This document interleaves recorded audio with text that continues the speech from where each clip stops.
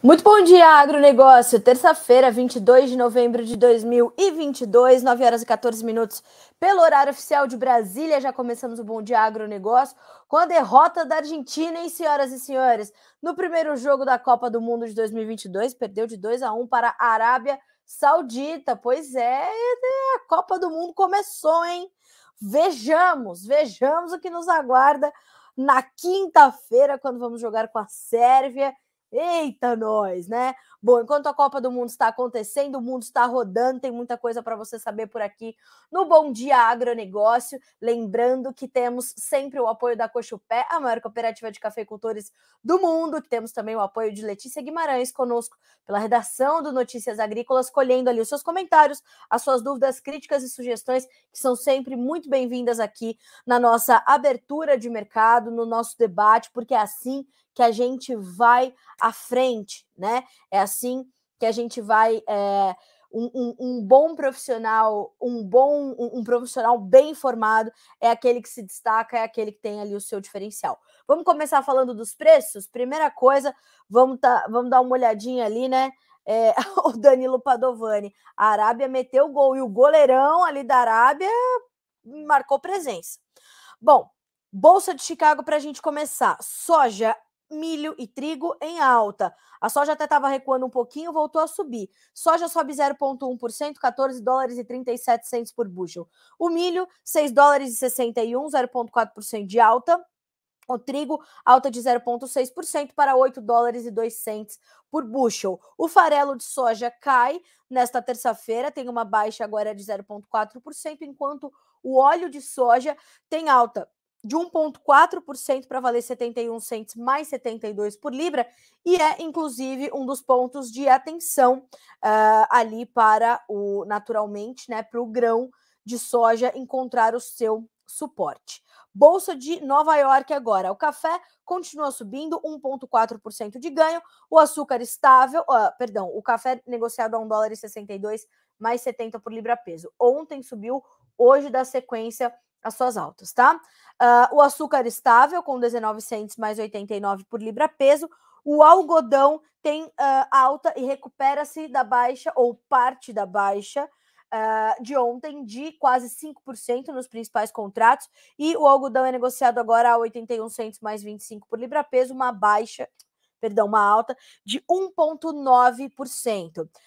Olhando para os demais grupos de commodities, o petróleo. No WTI, a alta é de 1,4% para 81 dólares e 16 centos por barril. No Brent, alta de 1,4% para 88 dólares e 69 centos. O gás natural cai no mercado futuro norte-americano 3% na manhã desta terça-feira. Ouro, alta de 0,5%, prata, 2% de ganho, cobre, 1,9% de alta. O dólar index na contramão perde 0,3% para 107.370 pontos. Perceba que é um movimento completamente inverso do que vimos ontem. Ontem o dólar index subia quase 1%, as commodities todas em baixas e baixas fortes. A exceção da soja, que inclusive ontem fechou, virou, inverteu o sinal no final do dia e fechou em campo positivo, tá? Então, estamos de olho nisso. Para completar a nossa rodada de preços, vamos dar uma olhadinha no mercado asiático, né? Bolsa de Dalian. Deixa eu ver se eu tenho aqui ainda a abertura. Eu acho que eu não vou conseguir mais os números de fechamento da Bolsa de Dalian, mas na sequência a gente traz para você um levantamento da Agrinvest, a gente traz para você os comentários de Eduardo Vanin, analista de mercado da Agrinvest Commodities, tá certo? Bom, senhoras e senhores, antes da gente tratar de mercados hoje, de detalhar esses mercados, entender o que está acontecendo em cada um deles, eu quero falar sobre... deixa eu só ver se a gente está no Instagram. Voltamos para o Instagram. Voltamos.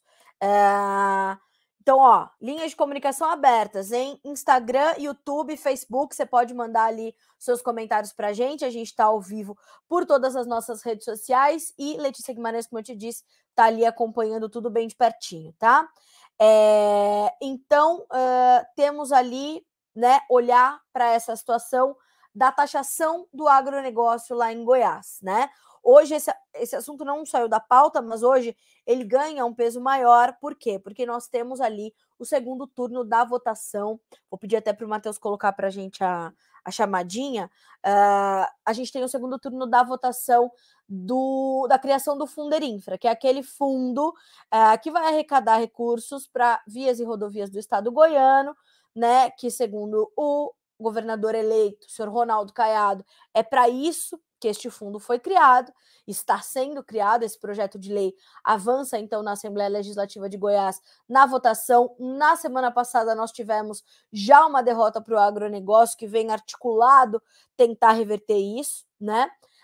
E tivemos ali 22 votos a favor da criação do fundo, 16 votos contra, e isso traz realmente muita preocupação, porque é taxação ao setor.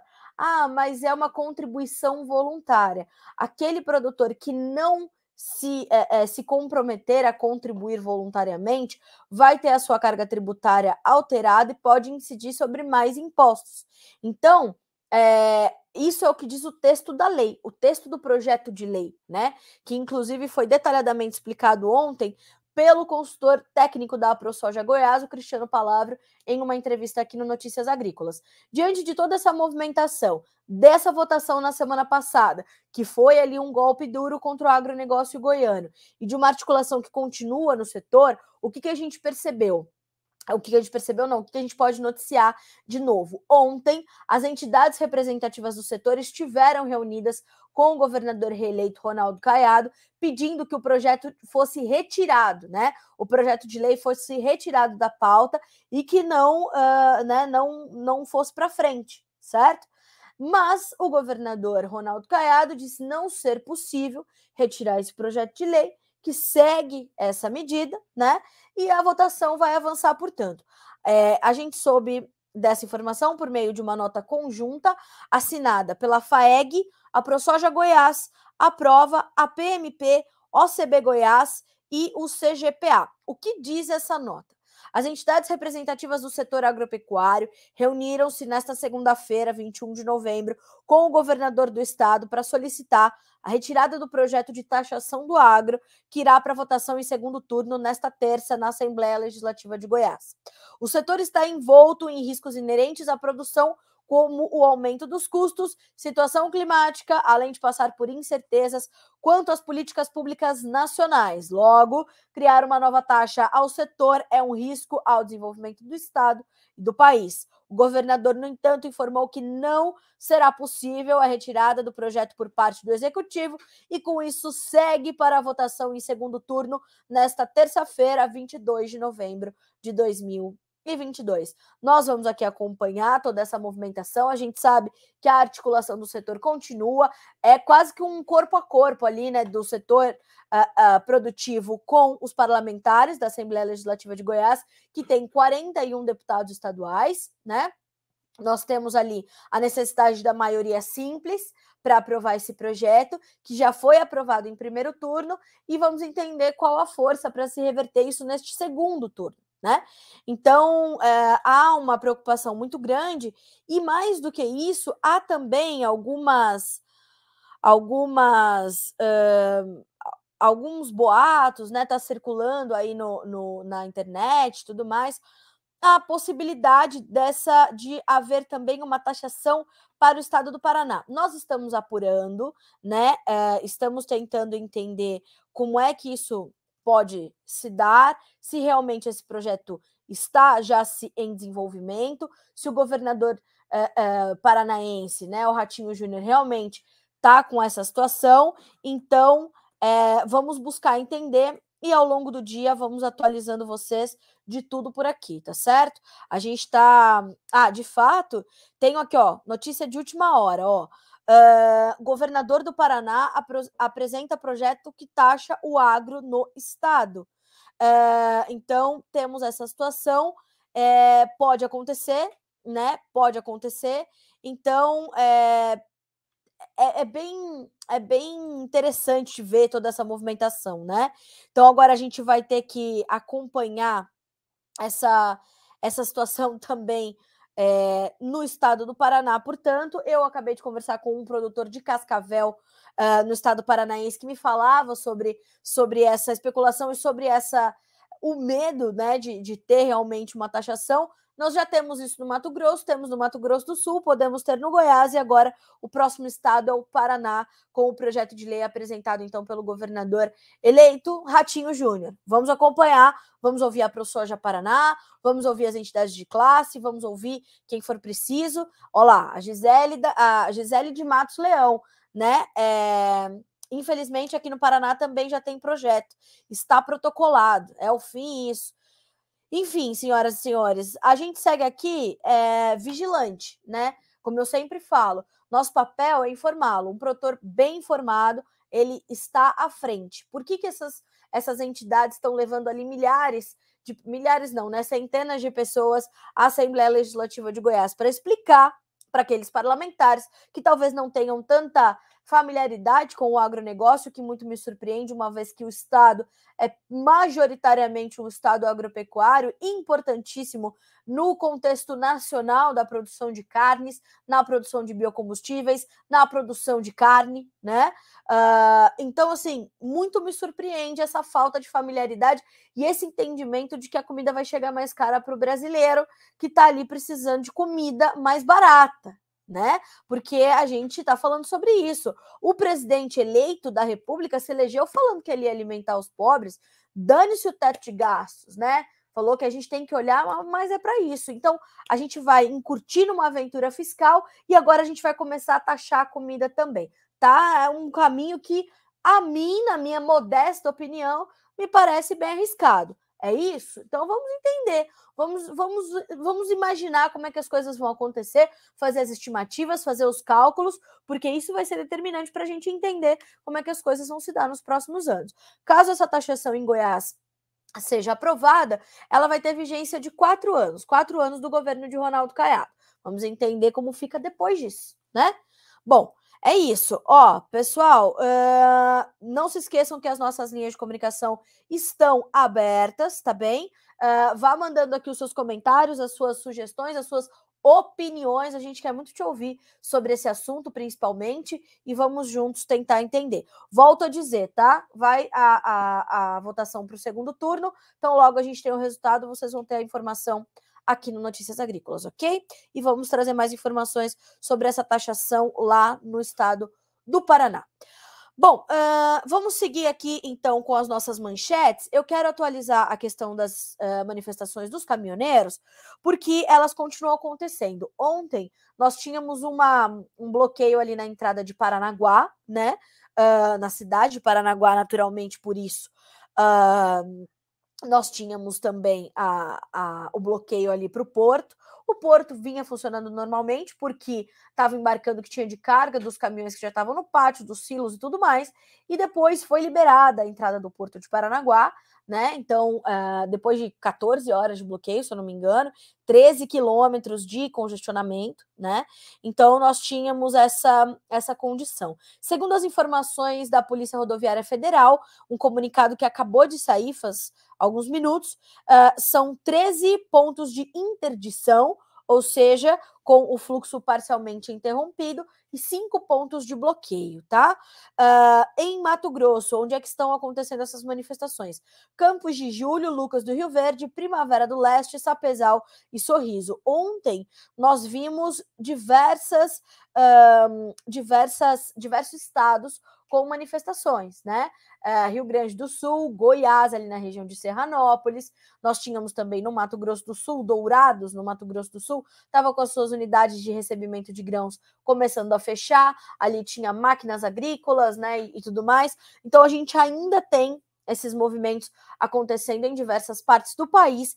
E ontem, o professor Paulo Moura, cientista político do canal Dextra, que tem a análise da tarde diariamente no programa Tempo e Dinheiro do João Batista Olive, falava sobre essas manifestações e voltou a reforçar a sua legitimidade. Daquilo que não interfere, vamos voltar a dizer, daquilo que não interfere na condição do direito de ir e vir, né? Então, trata-se de um direito constitucional e assim a gente continua acontecendo, tá certo? A gente vai monitorando, vai entendendo, as manifestações continuam e também, segundo o próprio professor Paulo Moura, elas vão continuar até que alguma das instituições constituídas dê uma resposta a elas sobre a lisura do processo eleitoral, que ainda não foi comprovada, confirmada ou registrada, né? É importante dizer. Hoje, o PL, né, o Partido Liberal, vai protocolar um pedido falando sobre mais de 280 mil urnas que não são auditáveis. Então, é importante que você veja a análise do professor Paulo Moura, acompanhe, inclusive, a próxima análise desta terça-feira, no programa de João Batista Olive, para que a gente entenda como é que as coisas continuam a partir daqui, tá certo? Mas as manifestações dos caminhoneiros continuam acontecendo. Sobre o comentário que está aqui no Instagram, lembre-se que essa taxação do agro em Goiás não tem nada a ver com o novo governo, e o governo do Paraná apoiava o presidente atual, não seja tendenciosa, pois eu não estou sendo tendenciosa, eu estou justamente preocupada com como é que cada governo, olhando cada um para o seu umbigo, vai conseguir atender a um pleito de alimentar essas pessoas. Então, sim, cada governo está agindo, e na minha modesta opinião, Alcinei de forma equivocada ao taxar a produção de alimentos, né? Bem como não concordo também com a posição do governo eleito, né, de Luiz Inácio Lula da Silva, de dizer que vai mudar o Brasil, vai revolucionar e as pessoas vão poder se alimentar, justamente porque ele vai enfrentar algumas pedreiras como essas de taxar o agronegócio, de responsabilidade dos governos estaduais. Então perceba como não há uma linearidade e tratar dos problemas é algo muito mais profundo do que eles mostram ser simplesmente uma varinha mágica que se bate em Brasília e as pessoas vão ser alimentadas ou os pobres terão mais comida. A gente precisa olhar para os pobres e dá-los dignidade, né? Geração de empregos. Eu venho falando isso e isso é a minha modesta opinião. Então, volto a dizer, o que eu quero dizer é que justamente o governo Lula vai enfrentar pedreiras como essa de taxação de produção de alimentos no Goiás, no Paraná, porque é assim que é. Cada um vai olhar, né, para o seu umbigo e vai esganar a sua galinha dos ovos de ouro. E depois dar uma soltadinha. Você viu o que aconteceu na Argentina, né? Ali sim foi um problema nacional. Então vamos olhar. Então não estou sendo tendenciosa, estou dizendo que os problemas existem nas mais diversas esferas governamentais desse país. Por quê? Porque a gente não consegue ter linearidade, a gente não consegue ter um planejamento conjunto. A gente não consegue pensar o Brasil enquanto nação, enquanto unidade. Cada um olhando para o seu umbigo. Enquanto isso acontecer, Alcinei, a gente não vai dar um passo adiante que seja efetivo e que não seja em falso. Então, é sobre isso que eu estou falando, tá? Não tem nada a ver com as questões de um governo ou de outro, né? Eu estou dizendo que os problemas são muito profundos, os que precisam de solução, e não vai ser nem falando que a gente não precisa olhar para o teto de gastos e nem taxando o agronegócio que a gente vai resolver. Isso na minha modesta opinião, tá? Bom, falamos então das questões dos caminhoneiros, agora sim vamos voltar a atualizar os nossos mercados. Vamos olhar para o mercado da soja, complexo soja, na Bolsa de Chicago nessa terça-feira. Primeira coisa, vamos lembrar que esta é uma semana mais curta para o mercado futuro norte-americano. Bolsa de Chicago, Bolsa de Nova York, por quê?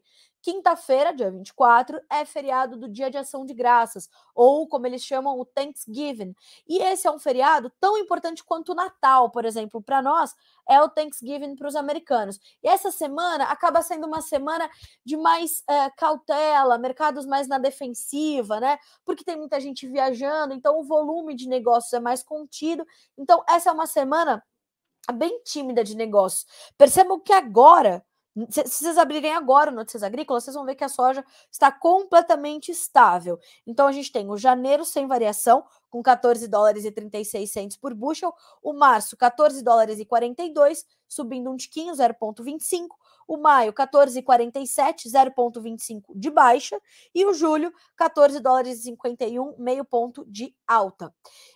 Quando a gente olha para os derivados, a gente vai ver o óleo subindo 1,4% e o farelo 0,4% de queda. Por que sobe o óleo? Porque nós temos ali uma movimentação vinda do petróleo também, dando um apoio, né? E o petróleo tem mais de 1% de alta, tanto no Brent quanto no WTI, então a gente está ali, né, de olho nisso tudo. Então, apoio no óleo, baixa no farelo, grão de soja vai testar os dois lados da tabela. Então, vindo dos derivados, é isso que a gente tem.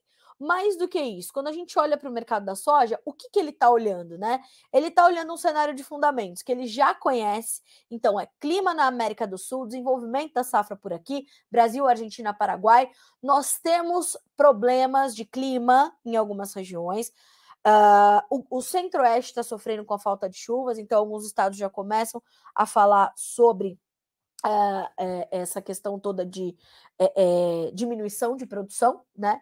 A gente está falando de problemas ali no Tocantins, a gente está falando de problemas em Minas Gerais, a gente está falando de problemas em Rondônia, é terceiro ano de laninha, no final do ano pode diminuir a chuva para o sul do país, então tudo isso está na conta. Mas, Carla, vocês estão falando, né? Vocês não, as consultorias estão falando de uma produção recorde de soja. Sim, por quê? Porque ela vai ser maior do que a do ano passado, que já foi recorde, e mesmo que não seja uma safra cheia, ela será uma safra grande. Nós tivemos um aumento de área considerável, né? De acordo com os últimos dados da Pátria Agronegócios, que foram divulgados na última sexta-feira, a área total cultivada com soja deve ser de 43,2 milhões de hectares, uma variação de 4% na comparação anual, ou seja, em relação à safra 21-22. Dessa forma, nós temos também um aumento da produção, porque apesar dessas reduções de produtividade que a gente pode sentir em alguns estados, a gente tem, na média nacional, um aumento dessa produtividade para 3.448 quilos por hectare, né? Então, dessa forma, a gente vai olhar para isso. Então, a gente tem um aumento aí na produção média, de 13,9% em relação a 21-22. Com esses números, é possível a gente entender que nós vamos ter uma safra maior, né? Pode não ser uma safra cheia, mas será uma safra grande. Então, o mercado tem esse entendimento. Na Argentina, o plantio está muito atrasado, o tempo está muito seco e a situação realmente é bastante grave. No Paraguai, as condições quase que estão ali dentro do ideal, tem alguns pontos também que chamam um pouco mais de atenção, então a gente vai olhar para isso também com bastante atenção, tá? Enfim, é mais ou menos por aí o quadro de fundamentos quando a gente olha para o mercado climático sul-americano. Quando a gente vai buscar informações da demanda, a gente vai bater ali nas informações vindas da China, né? E do aumento dos casos de Covid, das novas mortes que começam a ser registradas desde maio, as primeiras mortes desde maio, né? Os números de casos crescendo agressivamente e, portanto, a política de relaxamento do Covid fica em xeque. Vai relaxar as medidas ou não vai? Por enquanto, o que foi feito está mantido, mas como a gente já tem outras províncias em lockdown, como Guangzhou, por exemplo, né, que são províncias muito importantes e tudo mais, isso vai bater no mercado, isso vai conter o ímpeto de alta e isso vai preocupar em torno do consumo. Embora a China ainda precise fazer algumas compras para garantir o seu abastecimento até o final deste ano, começo do próximo. Então, atenção ao comportamento da demanda chinesa, porque essas questões do Covid estão pesando agressivamente. Inclusive, nesta terça-feira, o minério de ferro fechou novamente em baixa no mercado chinês, por conta dessa incerteza em torno da demanda. A economia chinesa vem apresentando uma desaceleração importante no seu crescimento, e isso vem pegando vários e vários mercados, né? Então, ó, ações de Hong Kong caem pelo quinto dia seguido com realização de lucros, Pequim fecha parques e museus em meio ao aumento de casos de Covid na China, minério de ferro cai na medida em que Covid na China aumenta incerteza da demanda. Então, percebam, essas informações batem direto no mercado, tá? Então, vamos olhar como é que fica o comportamento da demanda a partir dessa situação. E um outro ponto de atenção do mercado da soja é o comportamento do dólar frente ao real, Por quê, Carla? Porque quando a gente tem uma alta muito forte do dólar e uma desvalorização da nossa moeda, o que nós temos também é uma competitividade maior dos nossos produtos. Então, isso vai fazer com que haja essa condição de menos vendas em Chicago, mais vendas no Brasil, pressão sobre Chicago. Foi isso que nós vimos acontecer na semana passada. Nesta semana, o que nós temos visto? Ontem o dólar fechou com mais de 1% de queda, hoje dá sequência ao seu movimento de baixa, nós temos aí 0,2% de perda para R$ 5,30. Então, este é um fator que também está no radar dos traders lá em Chicago.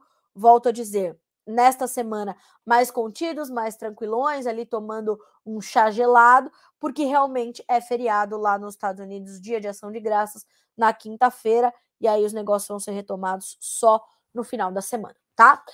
Depois desse feriado. Então, vamos ter atenção a isso e entender como é que ficam as condições para frente, certo?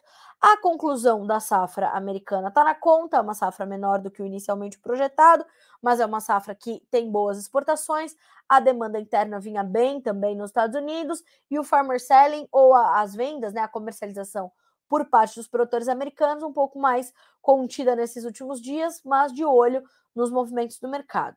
Aqui no Brasil, a nossa comercialização também está um pouco mais lenta, está mais contida, e a gente vai ter que monitorar e vai ter que cuidar. Por quê? Porque nós temos essa continuidade da manifestação dos caminhoneiros, então nós temos menos caminhões disponíveis, os fretes podem subir.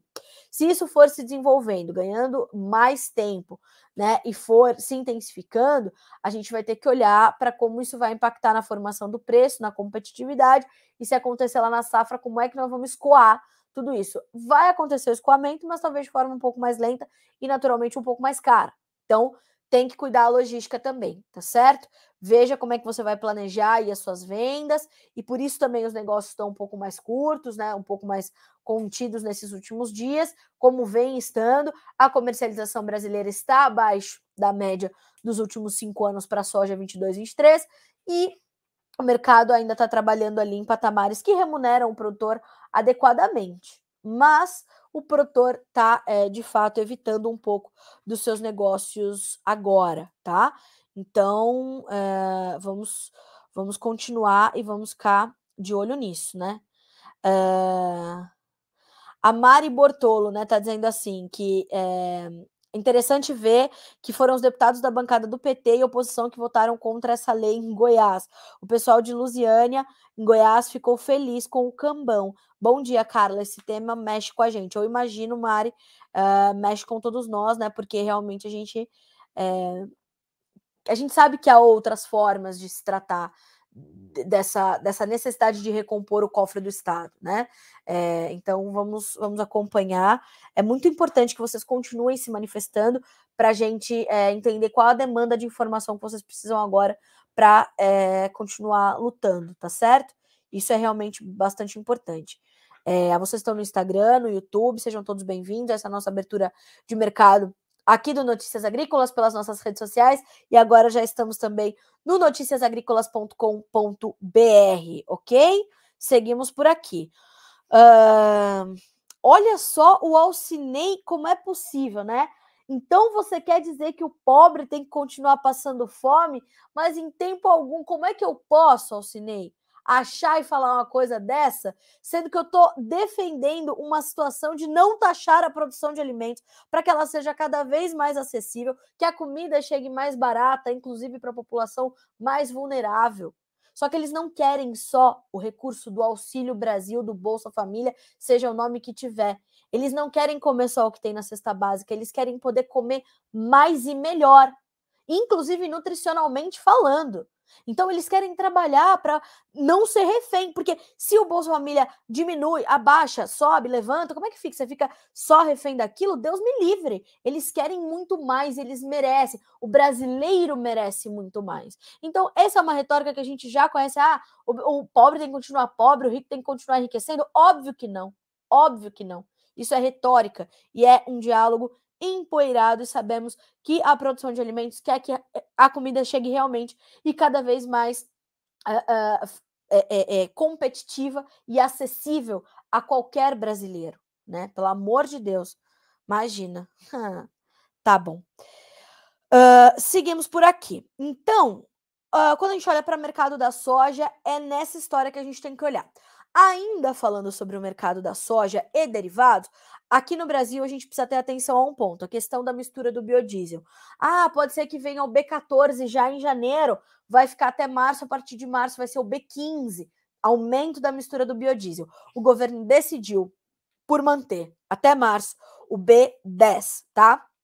Essa foi uma decisão que aconteceu no final do dia de ontem e o Conselho Nacional de Política Energética do Brasil decidiu que a mistura do biodiesel no diesel será mantida em 10% até 31 de março de 23 e que o Brasil vai poder adotar um percentual maior de biocombustível de 15% a partir de abril, de acordo com uma nota do Ministério de Minas e Energia, que foi divulgada nesta segunda-feira, 21 de novembro. A definição da mistura maior por B15 ficou para o próximo governo, segundo acrescentou o Ministério.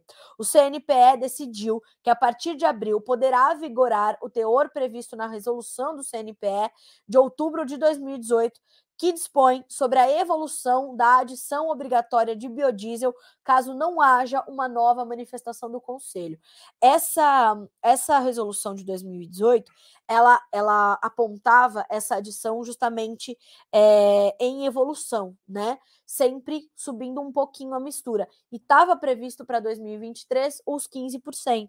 Mas como a gente teve aquele retrocesso, a gente voltou com dos 12% para 10%, né, por conta dos preços do óleo, das margens de esmagamento e tudo mais, do contexto mercadológico, né, da matéria-prima e dos derivados, nós tivemos essa volta para os 10%, que agora, então, está determinada até março de 23. O órgão considerou ainda que a adição obrigatória de biodiesel ao óleo diesel comercializado ao consumidor final admite qualquer rota tecnológica de produção, o que pode incluir o combustível R5 da Petrobras, um produto obtido pelo coprocessamento de diesel com óleo vegetal que foi testado numa proporção de 95% e 5%, respectivamente. Já já a gente vai falar sobre isso, tá? Segundo o Ministério, a adição de biocombustíveis obtidos por rotas tecnológicas, contudo, precisa da regulamentação da ANP, Agência Nacional de Petróleo, Gás Natural e Biocombustíveis. As decisões geraram protestos da indústria de biodiesel produzido majoritariamente com óleo de soja e gorduras animais no Brasil. Abre aspas para o superintendente da Ubrabio, Donizete Tokarski, a Reuters. Abre aspas, não é biocombustível, disse então o Donizete ao comentar a possibilidade de o R5 vir a ser adotado no país. Procurada, a Petrobras não comentou o assunto imediatamente. A empresa tem afirmado que seu produto é eficaz, reduz emissões por ter um conteúdo renovável e tem composição química semelhante à do diesel derivado do petróleo. Aí, vamos virar a chave para tentar entender essa diferença entre biodiesel e diesel R5 da Petrobras. Por quê? As informações chegaram, né, elas foram vindo na sequência dessa reunião, e o que a gente pôde perceber, quero trazer essa outra notícia aqui para vocês sobre a questão do diesel R5. Deixa eu achar. Não é essa? Aqui, ó. O governo decide que diesel R5 da Petrobras poderá disputar mercado com biodiesel, diz a Ubra Bio. Então, o Conselho Nacional de Política Energética estabeleceu nesta segunda-feira que o diesel da Petrobras coprocessado com óleo vegetal poderá participar do programa de mistura de biodiesel no combustível fóssil, de acordo com informação da Ubrabio, a União Brasileira de Biodiesel e Bioquerosene.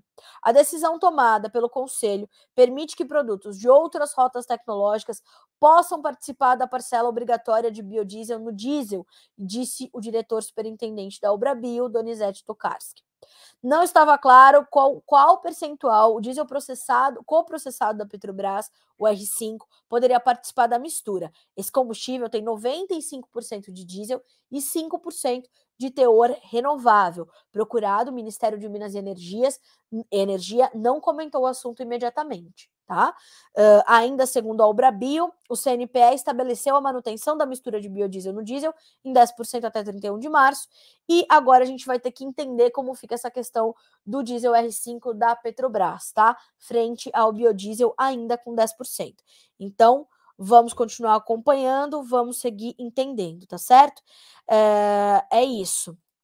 Ó, pessoal que tá perguntando pra gente pelo Instagram, a Carol, nossa diretora de marketing, acabou de mandar aqui pra mim, ó. Tem circulado entre os grupos de WhatsApp que o governo do Paraná também está querendo taxar o agro. Isso procede? A pergunta é do Renan Santiago. Renan, procede sim a informação. De fato, há um projeto apresentado pelo governador do Paraná que apresenta um projeto apresentado pelo governador que taxa, sim, o agro do estado. Vamos entender o que acontece na sequência e como isso vai avançar, tá? Falamos bastante disso no comecinho da nossa live. Ela vai ficar salva. Se você está chegando agora, depois você pode recuperar. Ou no YouTube você já pode voltar um pouquinho o vídeo e entender do que se trata. Mas é fato, é real. O governador Ratinho Júnior já trouxe essa colocação, tá? Já fez a apresentação deste projeto de lei, tá certo? Bom, são 9h49 pelo horário oficial de Brasília. Falamos dos nossos biocombustíveis, do diesel R5 da Petrobras, de como fica a competitividade entre os dois, e vamos apurando e aprofundando as análises ao longo do dia, tá certo? E segue aqui a nossa abertura de mercado pelo noticiasagricolas.com.br, por todas as nossas redes sociais, linhas de comunicação abertas para vocês, tá certo? Estamos aqui, você pode falar com a gente pelo Instagram ou pelo YouTube, a gente está aqui monitorando de tudo um pouquinho, tá certo? Pessoal da LG Comércio de Cereais, bom dia, excelente dia para vocês também. Olha só, o José Cordeiro Araújo, bom dia. Aqui sou de Astorga, queria saber como é que tá o preço do café hoje. Vamos falar sobre isso. Quero agradecer também a Mari Bortolo, o Emerson Antoniacomi, também do Paraná, o Juliano Luiz Rodrigues, bom dia, Carlinha. Esse café deve se firmar e recuperar os preços, o que eu acho? Vamos falar já sobre o café. O Renato Lourenção, o Danilo Padovani com a gente, que a gente começou, na verdade, o Bom Dia Agronegócio comentando a Copa, né? Porque não vamos esquecer nessa terça-feira que a Argentina tomou de 2 da Arábia Saudita. Eita, nós, né? Não podemos esquecer de trazer esse plus nessa terça-feira, né? Enfim, senhoras e senhores, estamos aqui. Aliás, vocês estão no Instagram nos mandando bom dia, sejam todos bem-vindos também. O Márcio, o Alcinei, o Rafael Gonzaga, a Lilian, deixa eu ver quem mais está com a gente, o pessoal do Agrofotos Maracaju, o meteorologista, a Kátia Braga, meteorologista, a Ju Magalhães. Essa taxação do agro pode se estender a outros estados ou essa lei pode ser derrubada no estado que está sendo implementada? Pois é, Ju, já está chegando a outros estados, como é o caso do Paraná, né? Que é o que a gente vem comentando bastante aqui. Então, é isso que a gente, né, tá olhando e vamos entender como é que se dá nisso, né? É engraçado, né, Paula? A Paula Antonieta falando, né? Ficam martelando numa coisa só. É verdade, né? Como eu falei, é um discurso empoeirado, viu, Paula? Mas a gente vai tentar mudar essa situação. Comunicar o agro melhor é um projeto nosso há 25 anos, né? Mas não adianta a gente falar para quem não quer ouvir também, né? Ou para quem tem um filtro e só ouve da forma como quer ouvir. Posso dizer que isso é preto. Se as pessoas quiserem entender que isso é um cinza super escuro, as pessoas vão entender. Então, mas também como comunicadores, nós sabemos que comunicação é aquilo que o outro escuta e não o que a gente fala, né? Então a gente precisa ter clareza, discernimento, serenidade para fazer aqui o que a gente faz, né? Bom, como eu dizia, a gente tem aqui muitas pessoas com a gente, então bom dia, obrigada pela gentileza. Nós estamos aqui todos os dias, vá mandando, continuem os debates aqui, o bom debate aqui nos nossos comentários, isso é completamente importante para a gente avançar, tá? Vamos falar um pouquinho do mercado do algodão? Ontem os futuros do algodão despencaram na Bolsa de Nova York, mais de 4% de perda nos contratos mais negociados por lá. E a gente tem uma mistura muito forte de fundamentos com o financeiro, uma preocupação muito forte com a demanda, um aumento nos estoques, uma contenção do consumo. Então, tudo isso muito latente, muito presente. Claro que hoje o mercado, né, os caçadores de barganhas vão buscar ali uma commodity baratinha, como é o caso do algodão, que ontem perdeu tanto, hoje vai atrair os investidores naturalmente. A gente tem o dólar index em baixa, menos aversão ao risco, todas as commodities para cima, o algodão não vai ficar de fora. Perceba que as altas hoje, elas superam 1% nos contratos mais negociados, o dezembro 82 cents mais 8 por libra peso, o março 81 cents mais 18, o maio 80 cents mais 51 por libra e o julho 79 cents mais 79 por libra peso. O algodão, ele tem fundamentos que nesse momento não ajudam a formação do preço para cima. O financeiro pesa, a questão da China muito forte. E aí eu separei aqui uma informação para vocês do Eduardo Vanin, analista de mercado da Agriinvest Commodities, e também do Peri Passotti Pedro, que vinha me tratando ontem. O Peri, ele é head de algodão da Stonex, trazendo muitas informações que eu vou compartilhar com vocês ao longo do dia, porque o mercado de algodão tende a seguir essa volatilidade muito forte, mas uma seta deste tamanho, naturalmente, sobre, né, para baixo do mercado. Então, a gente vai ter que continuar olhando para ele com muita atenção. Para o Brasil, vamos somar a isso a questão cambial e o entendimento de como é que está a nossa demanda interna também. Então, tudo isso vai se desenhando para formar preços para o produtor brasileiro, que já vinha ali amargando algumas preocupações por conta dos recuos mais recentes. Como eu falei, segue a tendência de baixa para os preços do algodão, segundo explicam os analistas e consultores de mercado, tá? Estou recebendo também uma pergunta do Johnny Wilhelms sobre os fertilizantes. Eu já chego lá, tá bem? Vamos falar aqui sobre o algodão, que eu quero trazer para vocês a questão de Bangladesh, tá? Porque é um player importante, né? Deixa eu ver se eu vou conseguir aqui a informação. Sim, ó. 2 pontos chamam a atenção. O Bangladesh, depois da China, é o maior fabricante de roupas do mundo. Você sabia? Eu não sabia. Como a China, seus maiores mercados são os Estados Unidos e a Europa. O Bangladesh deve passar a China como o maior importador de algodão. Portanto, o ponto é que as exportações de roupas empacaram e o desemprego lá no Bangladesh está subindo. A exportação de roupas é peça-chave na saúde da balança de pagamentos do país e representa 85% das exportações deste país. E olha só, a balança piorou muito esse ano, obrigando o Bangladesh a recorrer ao FMI, já que é um grande importador de milho, óleos vegetais e trigo. A falta de dólares já está impactando a importação desses itens, além da inflação que atua como um pedágio no dia a dia das pessoas por Bangladesh, Brasil, Argentina, Butão, né, Dinamarca, Tunísia, Argentina que perdeu de 2-1 da Arábia Saudita. A história do Bangladesh é a mesma de tantos outros países importadores de grãos que agora estão sofrendo com a falta de dólares, né?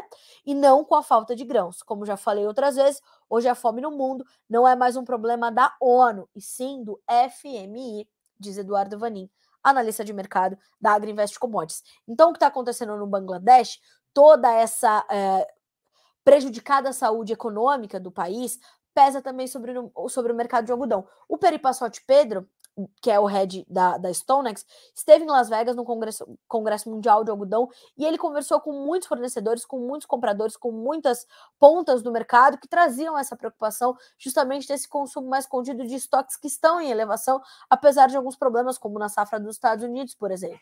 Então, o mercado de algodão ainda te reserva muitas surpresas, muita volatilidade para o Brasil mais ainda. O importante é que o Brasil tem um status sanitário lá fora excelente do seu produto, né? O status do algodão brasileiro é cada vez melhor. O setor está muito articulado para garantir que a sua qualidade seja bem notada lá fora. Enfim, a gente tem aí boas perspectivas, portanto.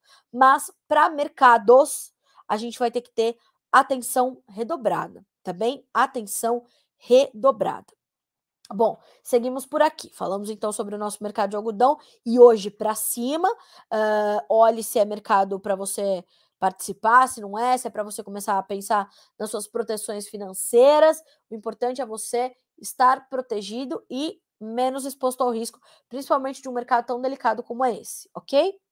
Vamos falar sobre boi gordo, senhoras e senhores. Números do aplicativo AgroBrasil, informações de Daniel Lopes, que nos diz o seguinte: de acordo com a captação do aplicativo, as negociações pontuais em alguns estados e escalas se mantêm abaixo de 8 dias. São Paulo, preço médio de negócio sendo captado, R$ 287 por arroba.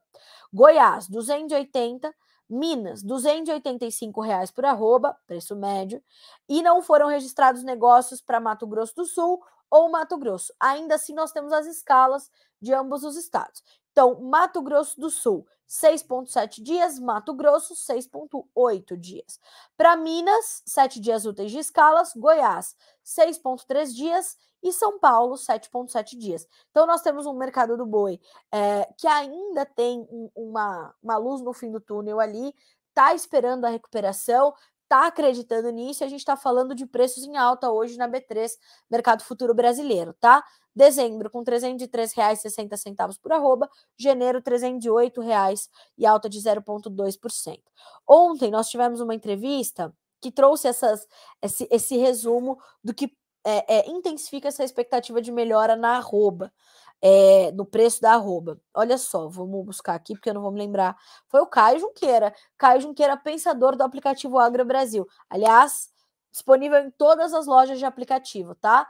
Vá buscar, tem para Android, tem para iOS, e você vai começar a registrar os seus negócios nesse aplicativo, trazendo mais transparência e fidedignidade ao mercado pecuário, tá bem? Ó, retomada das compras chinesas, melhora do consumo interno e redução da oferta de confinados aumentam expectativas para arroba a R$ 300 em dezembro. Dezembro é daqui 10 dias, tá? O pior já passou, segundo Caio Junqueira. A China sinaliza a retomada das negociações e já oferta mais pela carne brasileira. Frigoríficos querem patamares próximos de $6.000 por tonelada, tá? Sugiro que você recupere essa entrevista do Caio e que acompanhe a nova entrevista que acontece hoje às 11h30, horário de Brasília, aqui pelo Notícias Agrícolas, tá certo? Bom, me perguntaram aqui sobre os preços do café, né? O Enio Campos, bom dia, Carla Mendes. Bom dia, Enio. E o Tiago de Freitas também, lá de Passos, Minas Gerais. O Tiago tá sempre com a gente, né, Tiago? Obrigada, viu, pela audiência.